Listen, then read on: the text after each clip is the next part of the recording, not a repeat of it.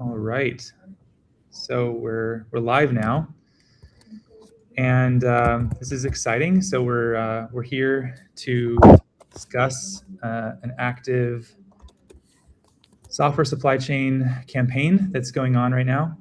So if you're just joining us, welcome to the stream. We're going to be talking about this active campaign that we're calling Sandworm Mode, which is a Shai-Hulud style NPM worm that hijacks CI workflows and poisons AI toolchains.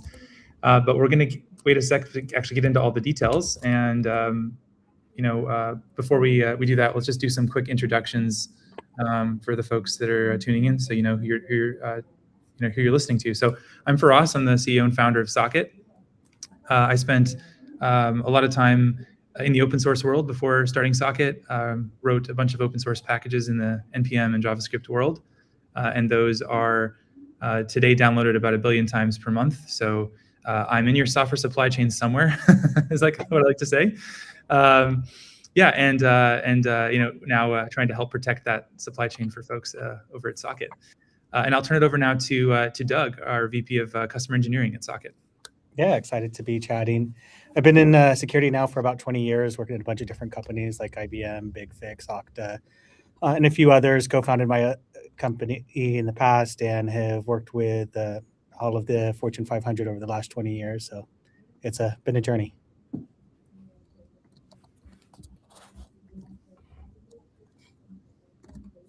Why don't we go next to Ahmed? Hey everyone, Ahmed Nasser here, CTO at Socket and previously CTO at NPM. Like Doug, I've been in the security/open source space for the past, I would say, 10 years. Obviously, a lot of different campaigns and things that I've seen over my time at NPM, but also recently here at Socket. Happy to share any context as well and what we're seeing and how we're dealing with it. And I guess I'll pass it on to Peter next. Hi. Yeah, I'm Peter. I've been in the JavaScript world mostly for the past 15 years. Not as much in security, but it's been an interesting past year or two. Yeah, I work for the threat intelligence team at Socket. So I'm an engineer there. I help the researchers do their work, and I love obfuscation and deobfuscation, and that's kind of how I got into this. Awesome. And then finally, we'll turn it over to Shep at Cloudflare. All right, thank you very much. Yeah, so my name is Doug Shepard, but because, as we know, there can only be one Doug on the call, I'm going to go by Shep here today. And my background, I was at a national security agency for many years, specifically chasing bad actors, nation-state actors. And now I'm currently at Cloudflare, and I'm currently leading Cloud Force One React, which is our external-facing incident response and threat mitigation team. That's amazing. We have an all-star crew here today, and so what we're going to be discussing is this supply chain attack that Socket started reporting on earlier this morning. We've been collaborating with Cloudflare as well as NPM and GitHub to get these attacks under control, and we're going to kind of get into the details here together. So I'll start by kind of turning it over to Ahmed to kind of give us some context on what are we talking about here today? What did we see, and why does this matter? Yeah, so this will be, I think, the third or fourth iteration of the Shai-Hulud style attacks that we've seen in the past few months. The first one that hit us, and I think came out of a shock of this idea of having like a worm propagate itself across a public registry like NPM. The important part here to think about for anybody who's like not sure what a worm is or not certain like how does this impact your life or impact your business and your work. The automation that is happening behind the scene and the surface area that we're seeing impacted by these malicious actors. We're going to go into a little bit more of the technical details of exactly the how and the what, but I just want to make sure that we understand this is something that's happening across a large ecosystem like NPM, impacting a large surface area of open source developers and maintainers, but also private companies and private engineers working on private projects, So sometimes you hear these news and you see things happen in the public space. You think to yourself, this doesn't impact me, this doesn't impact my team. But when these type of attacks that are very large and very sophisticated start propagating their way, they're not just targeting public packages and putting malicious activities into public packages. They're actually trying to steal private information, steal secrets, steal access to repositories, exfiltrate data. And you might think to yourself that if that's only impacting the open source developer or somebody who's building in the open, there's not much to steal anyways. But when that open source package, when those infected repositories and packages make their way into your code base and inside a company, inside a big organization, this is where the attack starts becoming more damaging. If you imagine, people with malicious intent having access to core infrastructure businesses, companies like banks and telecoms, and gaining access to secrets, gaining access to publish packages inside an organizational context, which is what these worms really rely on, that behavior and that mechanism of being able to self-replicate, the attack surface becomes very big and the impact becomes extremely wide. And again, this is an iteration and a more complex, sophisticated way of what we've seen already from these Shai-Hulud attacks. It's funny that they keep using the same theme and the same name, which kind of doesn't help because we keep finding it. But we'll get into more of the technical details of how this level of this particular iteration of it has built up upon the past iterations and the past attempts that they've done, and combining a bunch of those different mechanics and tactics together to attempt to go wider.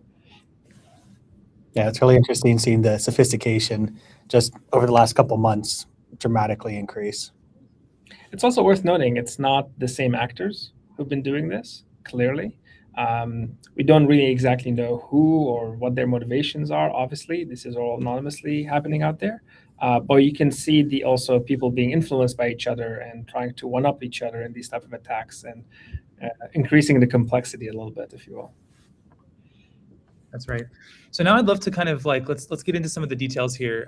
So this was what we saw this morning was an automated NPM worm designed to steal developer and CI secrets, and then use those stolen credentials to spread itself through GitHub repositories.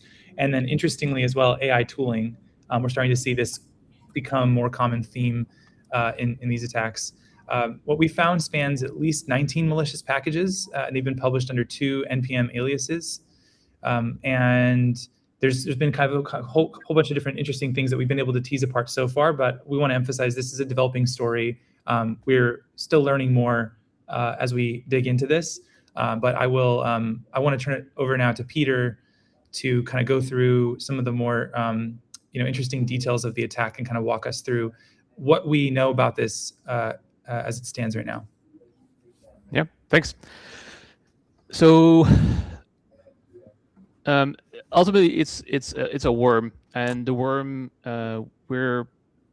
we caught it early, so it didn't really actually explode into anything, which is why there's only 19 packages. We are pretty sure that these are planted by the attackers, and so these packages were very low downloads, maybe even no downloads, and just automated tools that downloaded them. The interesting part about that is that there's many of those. Like there's a lot of those low download malware sort of things. They're not all malware. Like there's a lot of pen testing, but this one stood out because it was doing telemetry. It was checking how many people were actually downloading it, and you don't really see it that often. And so as I dug into it, I saw that earlier versions of that package were actually trying to do a large obfuscated payload. That's even less common, so that piqued my interest. And so I deobfuscated it, and as I was going through it, for one, I saw a lot of interesting things for a package that has like 0 downloads. And the other part is that the keyword sandworm stood out, like in caps, so it actually stood out. And so it kind of, we were kind of waiting for the next Shai-Hulud, I suppose, maybe kind of expecting it over Christmas. And so I was kind of triggered, I suppose. And so I dug into it. We then deobfuscated the second stage. So like this, no, wait, let me just step back a little bit. So there's 23 packages over 2 accounts. About 19 of them contained the package, and then some of the other packages had transitive dependencies on those packages. And so the various different packages had different ways of encoding it, which was interesting as well. They had the same, they had the same payload, but they had different ways of encoding it. And so we decoded it. Some required like multiple levels, but once you see that the hash is the same, the result is the same, so you don't really have to decode the rest either. The worm itself, I guess we should just describe how that worm works. So the worm starts basically dormant. It will, doesn't start dormant. It will start to harvest the most interesting stuff for the attacker, which is crypto keys, NPM tokens, a few other things like low-hanging fruit that's easy to grasp, to grab, easy to transmit, and has low risk of breaking.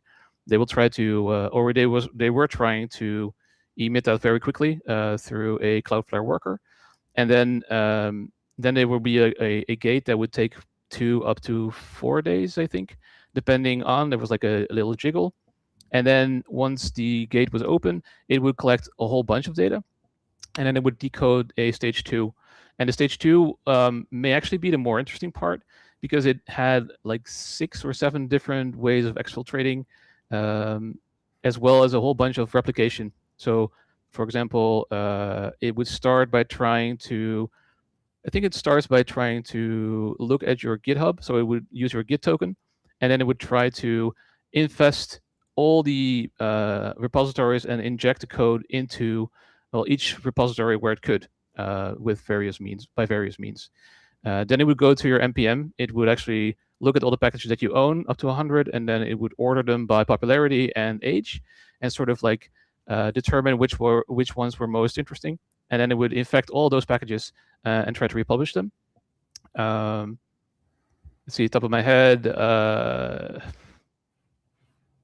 Yeah, I don't know.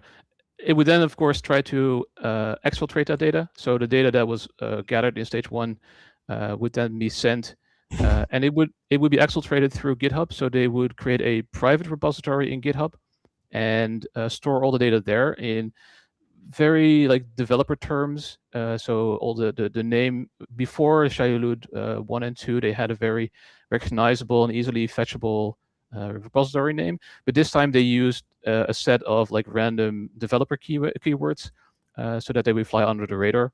As well as the repository would be private, which is kind of strange to me, because even though it was private, having all your repositories updated with like a payload, that kind of like lights all the Christmas bells, right? So I'm not entirely sure, but and then by exfiltrating the secret key, the GitHub token, they would be able to access that private repository and then exfiltrate it that way.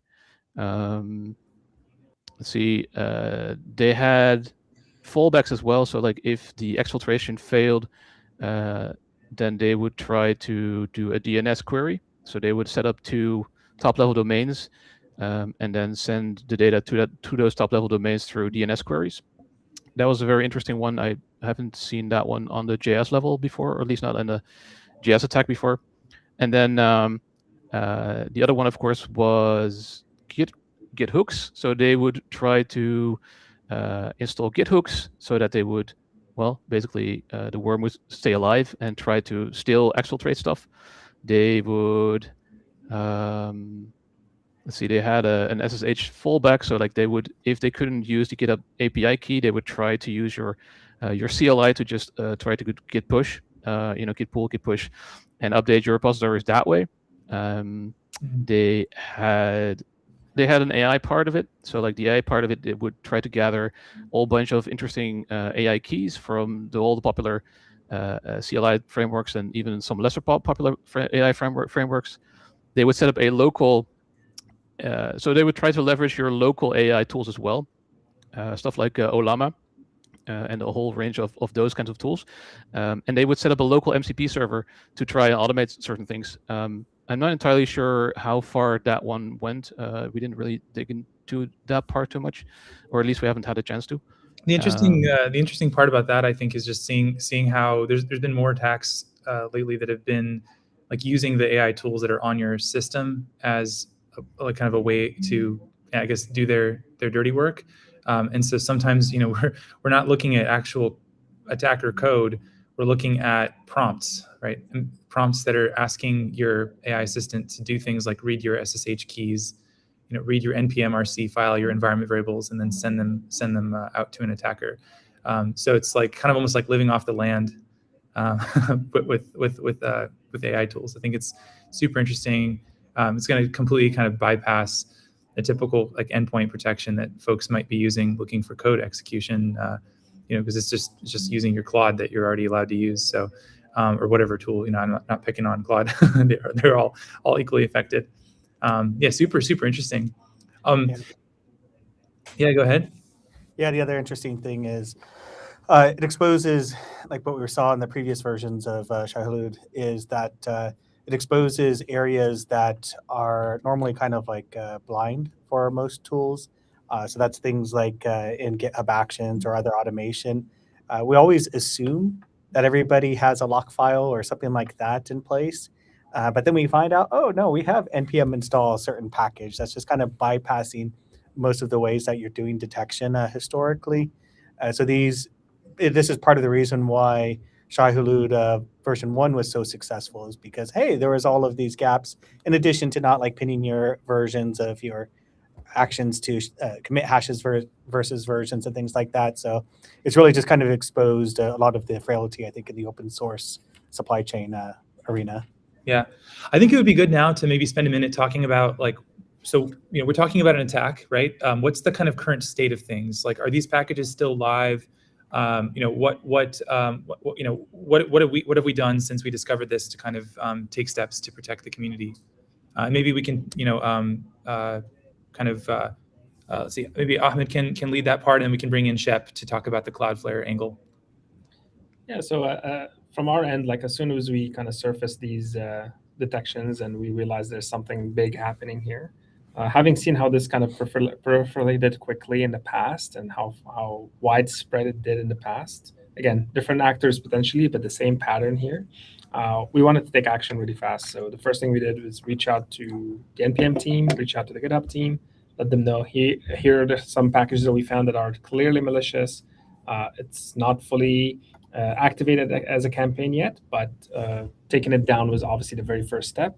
At the same time, the GitHub action that was used for kind of the backdooring of all these publishing and surfaced that to them as well.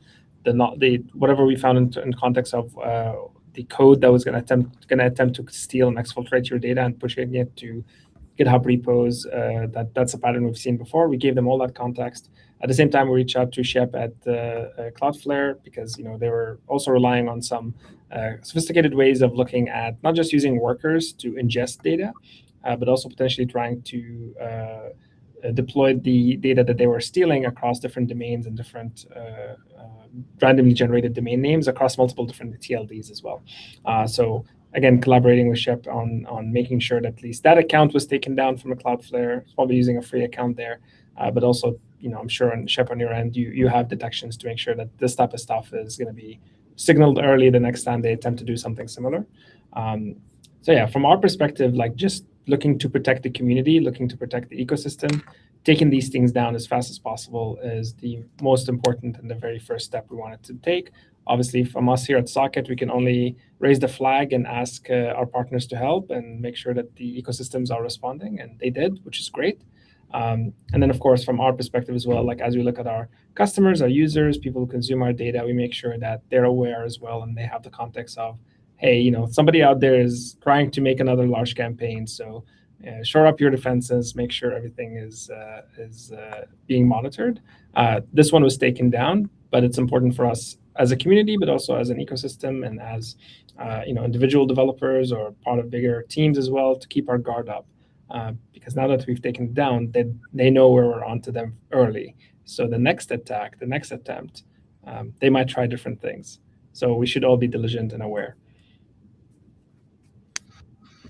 Yeah, so the part of being in the role that I'm in is you never know how your day is going to go, right? So whenever I get a call around noon my time that there's a sophisticated like a new worm that's potentially using our infrastructure, that's very concerning, And so Cloudflare, actions malicious content as it's discovered, and this clearly violates our terms of service. So we worked hand in hand with our trust and safety team, and within minutes of being notified of this, clearly was malicious, and we brought it down.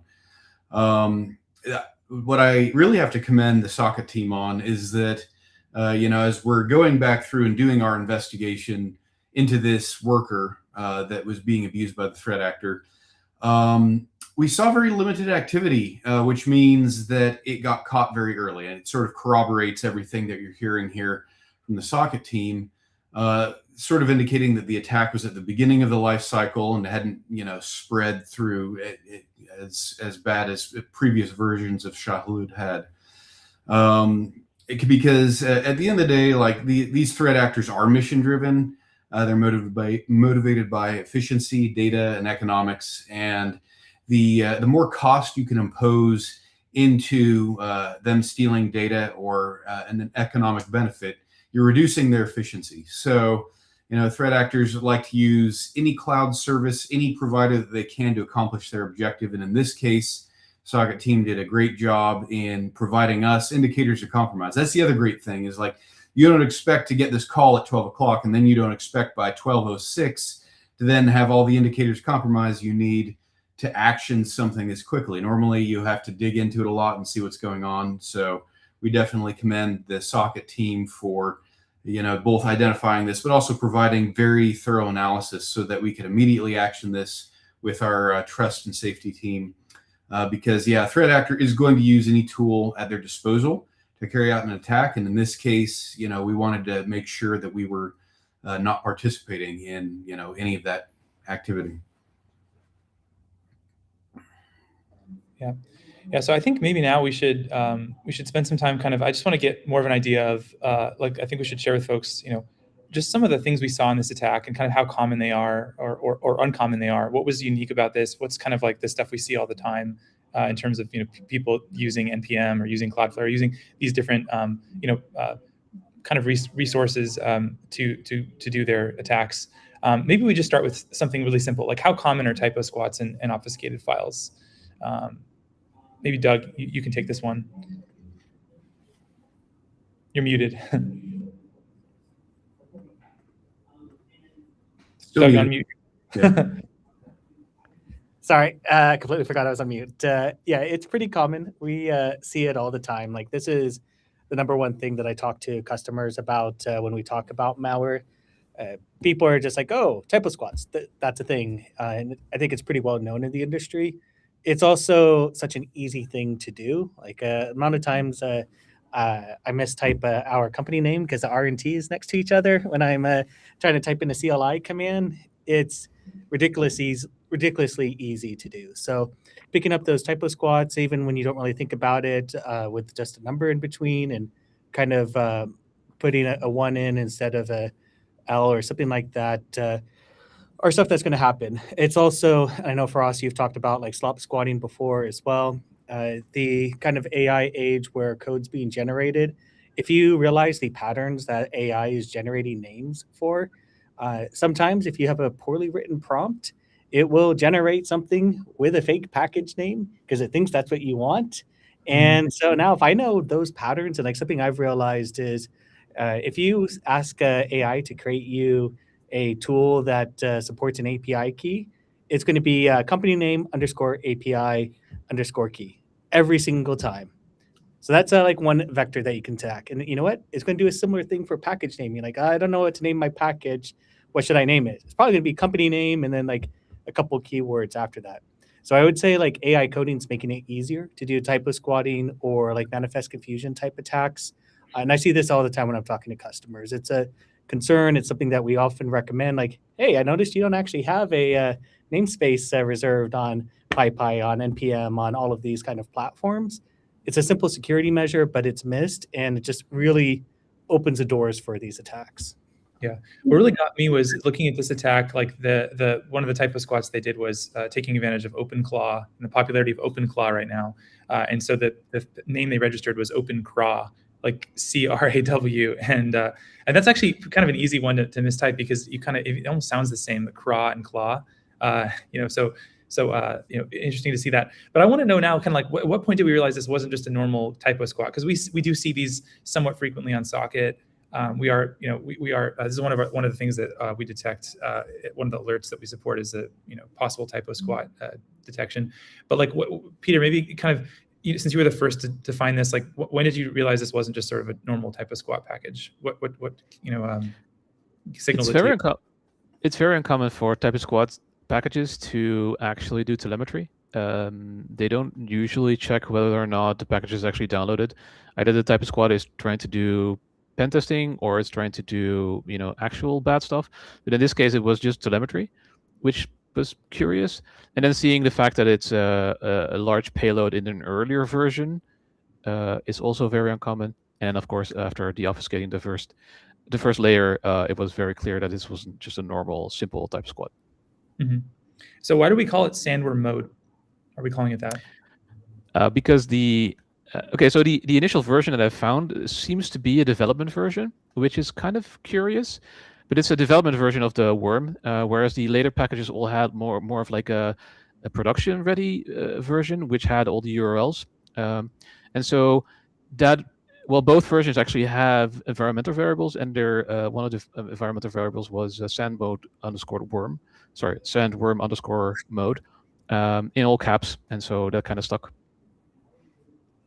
Got it.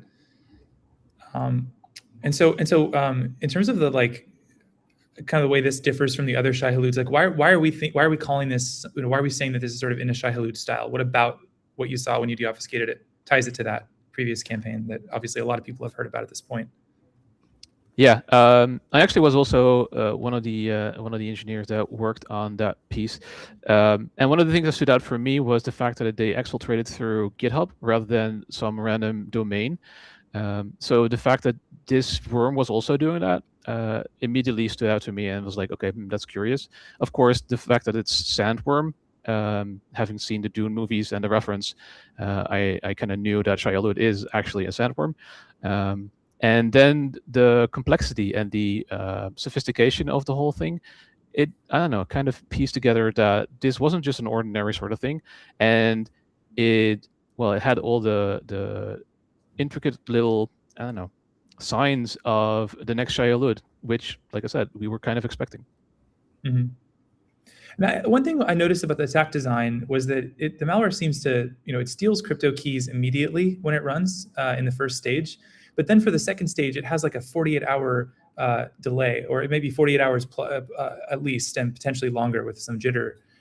Why do we think that the malware would want to steal crypto keys immediately, but then delay everything else? If the point of the delay is to sort of hide from detection and hide from different sandboxes that it could be running in, what do you think that's about? That's a good question. The reason I think ultimately is that crypto is, of course, the most valuable part of the whole thing. If they have crypto keys, they can drain the wallets and they can immediately get that money. And ultimately, the money is what they're after. All the rest, the more noise they make on a machine or on a computer or in a CI, the more likely it is that somebody else picks it up. And as we've seen in the previous attacks, as soon as companies like us are onto that attack, everybody will be on the attack. And then the attack will falter very quickly. And so they know that they don't have that much time to actually do their damage. That's exactly right. And by stealing the crypto keys, you establish sort of an inferred persistence, right? So even if you get detected and, even if there's this report and everything else, if you have enough crypto keys, there's going to be somebody that doesn't hear about it, somebody that doesn't rotate it. And so they get to continue to persist in there with, stealing the crypto material first. And it will be a stepstone for the next attack as well, right? Because all the authentication keys that they steal now might be used, weaponized for the next attack. So So does this mean that they just because unfortunately crypto is now an overloaded word? We don't know if it's cryptography or if it's cryptocurrency, and it'll always be cryptography in my mind. I'm just saying. But so are we talking here about actual like wallet keys for cryptocurrency? Or are we talking about generally like it steals all kinds of different key material? Because I know at the later stages, I believe it was doing that. But does it also do that in this first stage? The first stage is actually about trying to get the money, the wallets type of crypto for sure. That's what they're seem to be prioritizing, and then after the gate they will try to get everything. Got it. So do you think, what do we think right now about this attack? Does it look like it was a sort of a smash and grab, like just let's get these crypto keys, or was there something more sophisticated here? Because I'm seeing a bit of both pieces. I'm seeing the sort of grab the crypto keys, but then we're also seeing this like quite a bit of sophistication, the second stage, the delays, and then just so many like different steps that you went over earlier, Peter. Like, what do we think we know right now about what we've seen so far? Honestly, it's guesswork. So we caught it early, meaning that it never really came to pass. We don't know how large the actual deployment would have been. Maybe these type of squads were the actual deployment, and they were trying to just bait people to slowly, get into it. Because this worm is very aggressive. So once it would have started to replicate itself, it would have actually replicated very, very aggressively, and I think would have gotten pretty far. But the fact that they haven't, we don't know if this was the final version. Maybe this was just a trial run, and maybe they will still deploy this under slightly differently tweaked sort of parameters. Mm-hmm. It's all guesswork for me, at least. Yeah, these things can spread super fast, as we saw in the prior Shai-Hulud variants. We had, I think the largest one had in the thousands of packages within a few hours, just because once you start getting folks running npm install on a popular package, it affects everybody. These supply chains today are so deep, and these packages are so foundational. Some of them, right? They're just used by everybody. You get into like a library like Express or Lodash, or just name your favorite. I guess Lodash is a bad example. It doesn't have any dependencies, but packages that are widely used in these ecosystems, and then very quickly you have really like a large blast radius of people that could install it, and then given that it has a worm behavior, right, it just spreads super fast. So super interesting to see that. I was going to say as well, because we've seen like in the source code of the different packages, they clearly were still experimenting with different mechanisms. Like there were some dead branches of the code that were still sitting there. So I think the fact that we caught it early, doesn't necessarily answer the question of what is their intent or how they're going to evolve it next. But clearly this is an ongoing type of experimentation that they're running. And who knows, like maybe they still had more things to add, more things to do, but then we got it early and we got it shut down. So it's interesting to see where they go from here and what they try to attempt next.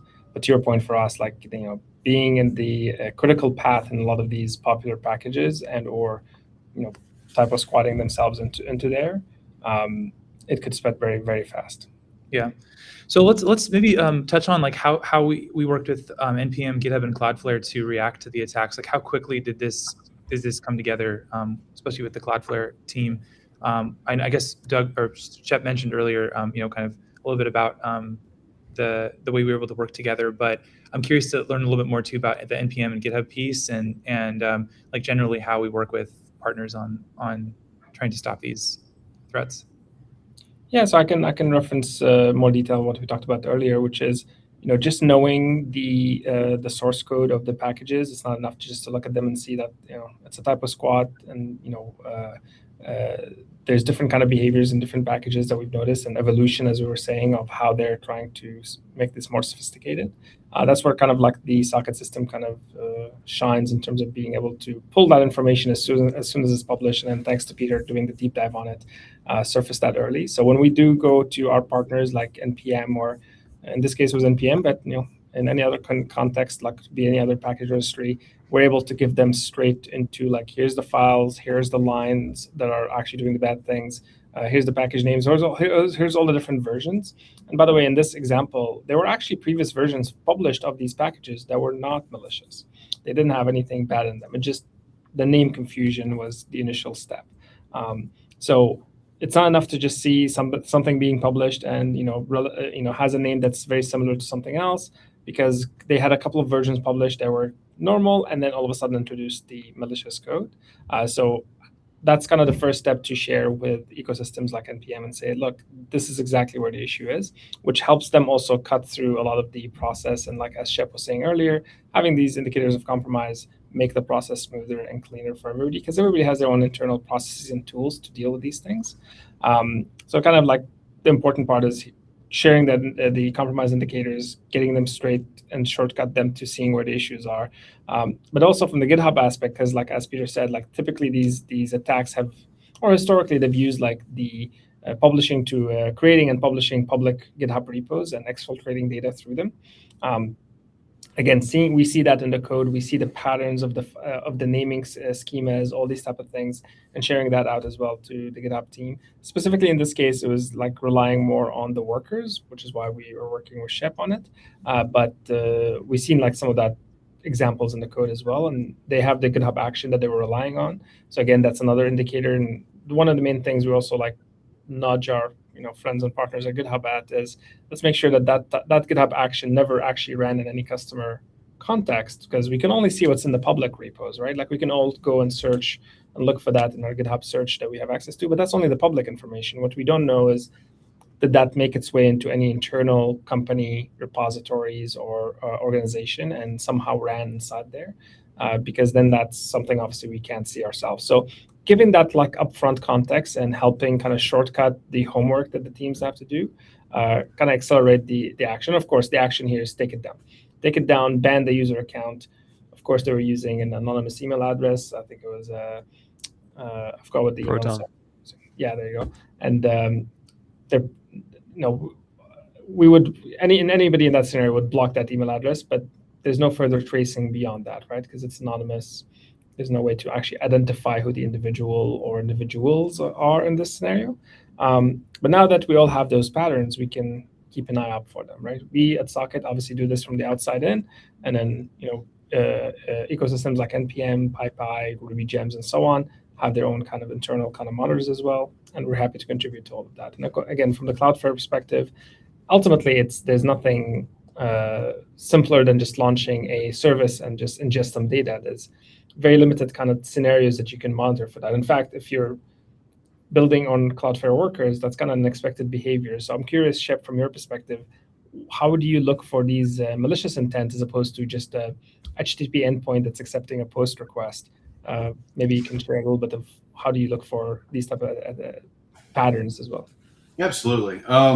In this particular case, you're right. Like Cloudflare workers inherently are just doing this activity at some scale, but specifically looking for heuristics associated with attacks like this.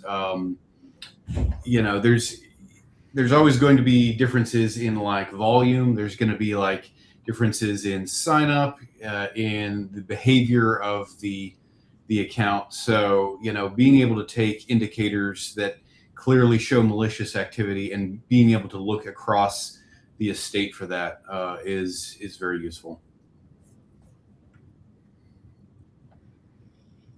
I'm curious, I don't know if this is something you can share, but like how often are you seeing worm activity using I think the worm, at least from our perspective, from the public package kind of registry side and open source dependency side, this idea of a worm, it's like it's an idea that's been around for a while, but it almost seems like every interesting attack in the last 6 to 9 months has had a worm component to it. And so it's kind of like a newer thing that we're seeing on the open source supply chain side.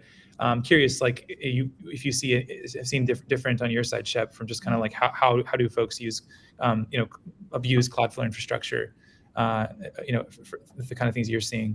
Yeah, I think that's really more of a function of, I'll call it malware vibe coding. I think the cost has never been lower to launch these sorts of attacks, whereas 15 years ago building a worm might have required a lot of sophistication and business logic inside of the malware. Now you can just sort of say, hey, LLM, I'd very much like to do this thing, and it doesn't really take a lot of programming chops to do that. So, I would say the function of seeing more worms in the industry, which I agree. I've seen that certainly in the last year, the uptick in worm activity. It's really going to be more about how you can describe what the end goal you want when you're vibe coding that malware, because it's going to say, hey, we can do a C2 here. We can use this cloud provider. We can use this infrastructure. We can use this DigitalOcean. So it allows malware authors to know less and be way more creative, because the AI is sort of connecting the dots of like, okay, we can establish C2 this way, we can exfil this way. So I think that is, less a function of any particular provider and more of just the barrier for entry for developing these sophisticated autonomous attacks being so incredibly low now. Mm-hmm. So the funny thing for me is I feel like we finally realized the 90s hackers movie with the worm there, it was stealing financial from the banks directly as opposed to cryptocurrency. But hey, we're now in the era of worms stealing cryptocurrency and doing other things. Absolutely. And no one here better develop the Office Space worm where it just takes a penny from everybody, right? Yeah. It's a great movie. I rewatched it recently. It's still just as good as it was always. So what do we think? I mean, maybe we can kind of start as we get close to wrapping here. Like, what do you think this campaign tells us about 2026 and the supply chain threats that we think we're going to see as the year unfolds? You want me to start? Yeah, I can go. I mean, I have my thoughts. But yeah, go ahead, Shep. I mean, just like the rise of AI vibe coding, people are also realizing like the way to spread malware and have your campaign be the most successful isn't to target a specific company or even a specific vertical. It's really to see if you can hook into one of these libraries or packages. You're saying 1 billion downloads. If I can hit, just 1% of that, I win as a malware author. And so, of course, because they're motivated by data and economics and access, they're going to naturally gravitate towards that. And again, because they have AI to assist them with it, I think, again, the barrier for entry for doing these kinds of attacks has never been lower. So it certainly should make the industry pause and consider, what safeguards can be put in place to, protect these upstream dependencies that everybody has, every single company, everybody on the planet. Yeah, absolutely. Yeah, it's that's why I always say it's not really a question of if you'll be affected by a dependency supply chain attack. It's a question of when, because the dependency trees are just so deep. They're so deep. The trend in the last 10 years has also been for dependencies to get smaller in size and more numerous. And so the number of people that you trust has gone up by quite a lot. This has mostly been led by NPM, but you even see newer ecosystems like Rust kind of following in a similar model of a lot of tiny dependencies and a lot of different diffuse trust. So yeah, and you great point, Shep, on like these sort of single points of failure, sort of really important nodes in the network. There are a lot of those. There's someone on the socket team, I won't name him just in case he doesn't want me to name him, but he's individually responsible for 13% of all NPM download traffic by himself. And so like if that account ever gets popped, it's going to be an interesting day in the industry. I think he's very good about his security, so that will hopefully never happen. But there's quite a few of these folks out there. I think the other interesting part here is that in this attack, it looks like they were trying to take two angles. So you're not just being attacked on the NPM side, but you're also being attacked on the GitHub Actions side, which means that you may have been, done your best with all the NPM publishing stuff, but then your AI starts running this random GitHub action, which looks innocuous and has no faults and no errors, and suddenly you're compromised. Mm-hmm. So it's not just one ecosystem anymore. It's a whole bunch of ecosystems. CloudBot plus NPM plus GitHub Actions plus whoever else. Yeah. I think that's one of the main takeaways as well, which is like, don't get distracted by the cryptocurrency stealing thing at the upfront.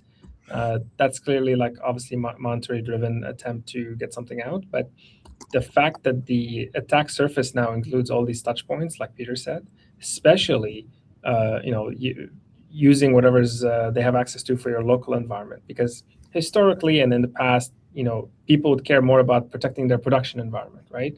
Make sure that there's no malware in production. Make sure nobody has access to the business database or the product database and so on. But now you have all these tools running on your machine. You have a lot of these AI automation tools that are co-pilot agents that are running on your laptops, on your company devices.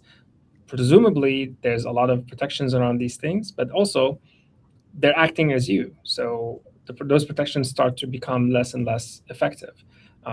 And those tools, by the way, they probably have MCP servers connecting to databases. They probably have skills that are telling them how to access some critical company information, or how to access critical company resources, or so on and so forth, because that's the whole purpose of these tools on your endpoint devices, on your machines, is to make you more productive.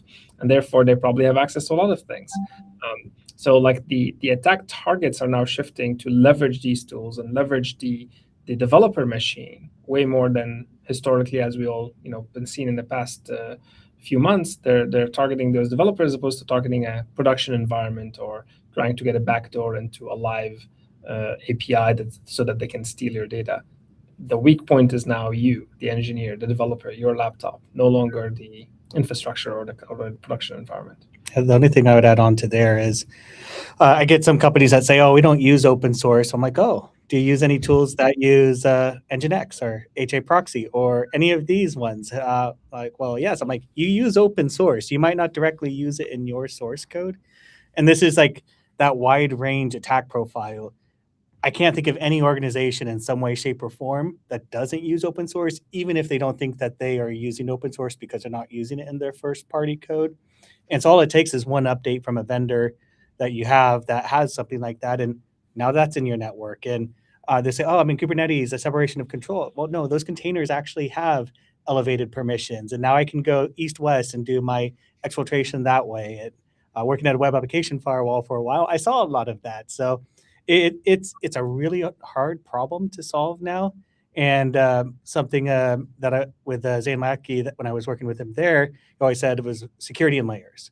Like that's what you have to do. It's like there is no silver bullet, which is what everybody's always asking for. It's what are the layers of protection, especially in this new era of AI, that will help keep us the most secure we can be. And just if someone says they're not using open source, then I'm even more concerned for their security posture. Yeah. Yeah, they're probably using open source and don't realize it, because I'm so skeptical of that claim. It doesn't exist. Yeah, exactly. Well, I'm going to put up the URL on the screen of the blog post that goes into all the technical details. You can see it down there. It's tinyurl.com/sandworm-mode. If you visit that link, you can get all the details about the attack, and we'll continue to update that post as we learn more. But yeah, this is been really fun conversation to have, and we pulled it together here kind of quickly. I want to thank everybody, especially Shep, for being so up to do this on short notice, and also, of course, thank you for being so quick to respond and help protect the open source community and ecosystem. Super important to do that, and it's a big community effort from a lot of different companies and a lot of different people that care. So. Yeah, with that, unless anyone has any kind of final words, this has been awesome to do, and yeah, we'll continue to update the post with anything new we learn. Socket has put in place blocks for these packages. So for anyone using Socket, you can rest assured that you're in good shape. But if anyone has questions about anything relating to this attack, feel free to reach out. I'll just drop my email in case anybody wants to email me. I always love to talk about this stuff. So my email is faraz@socket.dev if anybody wants to get in touch. And I can forward along to the rest of the Socket team. And Shep, I don't know if you want to share maybe where people can find you online if they want to get in touch. Yeah, if people feel they've been affected by a similar incident, reach my team at cloudforce1@cloudflare.com. Cool. All right. Well, thank you all for your time, and thanks for all of our viewers for tuning in, and hope you had fun learning about this attack, and see you next time. Thank you.